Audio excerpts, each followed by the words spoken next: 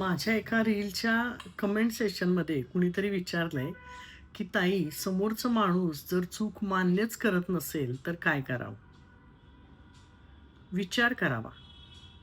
तुमच्यासाठी काय महत्वाचं आहे? चूक का चूक केलेला माणूस? कधी-कधी काय असतं, एखाद्या माणसाचं आपल्या आयुष्यात स्थान इतकं महत्वाचं असतं, त्या माणसाशिवाय आयुष्य अपूर्ण असतं. त्याच्याशिवाय आपण जगूही शकत नाही, अशी खरोखर परिस्थिती असते.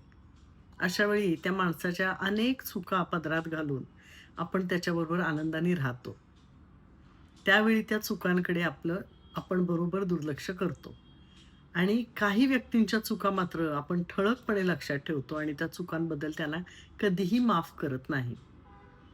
त्यामुळे त्या माणसांनी चुका मान्य करायच्या की नाही हा प्रश्नच येत नाही. माणूस महत्वाचा असेल तर चूक विसरावी आणि चूक महत्वाची असेल तर माणूस विसरावा.